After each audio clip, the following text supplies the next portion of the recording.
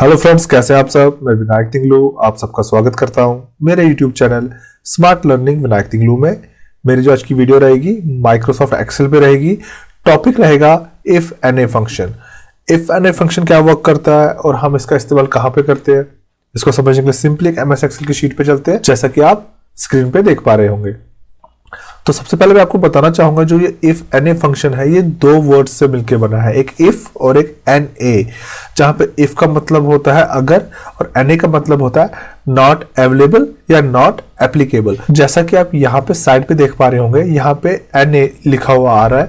That's not just a text, ये एक error है। और इस टाइप के एरर्स आपको लुकअप फंक्शंस में मिल जाते हैं, चाहे वो एक्स लुकअप हो, एच लुकअप हो, वी लुकअप हो या आपका मैच फंक्शन हो। तो इन फंक्शंस को जब हम यूज करते हैं तो इनके फॉर्मूलाज को जब एक एप्रोप्रिएट रेफरेंस नहीं मिलती है, मेरा एप्रोप्रिएट रेफरेंस से मतलब है कि जैसे कि आप किसी चीज को सर्च करना चाहते हैं और वो उसे नहीं सर्च कर पाता, उस रेफरेंस को नहीं सर्च कर पाता है, तो वहां पे एन ए आ जाता है, जिसका मतलब होता है नॉट अवेलेबल या नॉट एप्लीकेबल। तो इस एन ए एरर को खत्म करने के लिए फंक्शन बनाया गया जिसे कहा जाता है इफ एन ए। तो मैं आपको सबसे पहले यहाँ पे एक एग्जांपल दिखा रहा हूँ। जैसे मैंने यहाँ पे एक डेटा क्रिएट किया, यहाँ लिखा है name of item, unique number और प्राइस पर आइटम।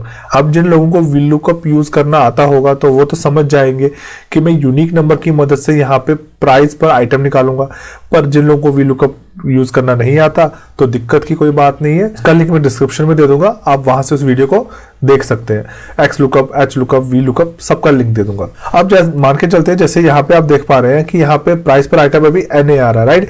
पर अगर इनमें से कोई भी एक यूनिक नंबर में दे देता हूं तो मेरे को ये एन ए का एरर नहीं दिखेगा, मुझे वहां पे उसका प्राइस पर आइटम दिखेगा। जस्ट लाइक 112, जब मैं यहाँ पे 112 लिखता हूं तो मुझे 18,500 शो हो रहा है। That's the price of printer जिसका यूनिक नंबर 112 है, जैसा कि आप स्क्रीन पे देख पा रहे होंगे। जरूरी नहीं है कि हर बार आप यूनिक नंबर को आप मेंशन करेंगे अपने फॉर्मूला में। जैसे मैं यहाँ पे वी लुकअप यूज कर रहा हूँ, अब मैं भी इसको खाली रखना चाहेंगे।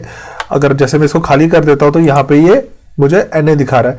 तो इस एन ए को खत्म करके अगर आप अपनी तरफ से कुछ और यहाँ पे शो करना चाहते हैं तो उसके लिए बना था इफ एन ए फंक्शन। कैसे यूज करते हैं दिखाना चाहूंगा। जस्ट लाइक मैं यहाँ पे क्लिक करता हूँ, सिंगल क्लिक, तो आपको फॉर्मूला बार में यहाँ पे फॉर्मूला दिख रहा होगा।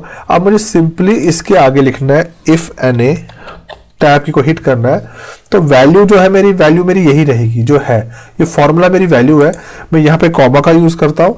अब मुझसे पूछता है वैल्यू इफ एन ए, अगर आपकी वैल्यू एन ए आती है तो क्या मैं कोट्स में कुछ लिखना चाहूं तो लिख सकता हूं। अगर आप उसको सिर्फ ब्लैंक दिखाना चाहते हैं तो स्पेस देने के बाद फिर से कोड दे दीजिए, पैरेंथेसिस को क्लोज कीजिए और एंटर हिट कीजिए। तो आपका देखिए आप इफ एन ए का जो यहाँ पे एरर था वो खत्म हो चुका है।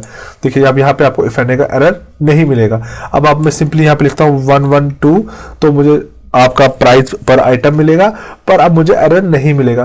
तो इफ एन ए फंक्शन जो होता है वो बेसिकली आपके नॉट अवेलेबल, नॉट एप्लीकेबल और चीज से रिप्लेस कर देता है, सो दैट कि आपकी शीट पे आपको एन ए एरर ना दिखे। मान के चलते कि आपको यहाँ पे 0 दिखाना था तो आप यहाँ पे कोट्स के बीच में स्पेस ना देते हुए सिर्फ 0 लिखेंगे, एंटर हिट करेंगे। एंटर हिट करेंगे तो यहाँ पे 0 आएगा, पर अभी नहीं आ रहा क्योंकि आपने यूनिक नंबर अभी नील नहीं किया है, ब्लैंक नहीं किया। जैसे मैं इसको ब्लैंक करता हूँ, देखिए अब 0 आ रहा है। तो आई होप आप सीख गए इफ एन ए फंक्शन का यूज क्यों किया जाता है और कैसे किया जाता है। वीडियो पसंद आई है तो मेरे चैनल को लाइक, सब्सक्राइब और शेयर करें। Thanks for watching the video.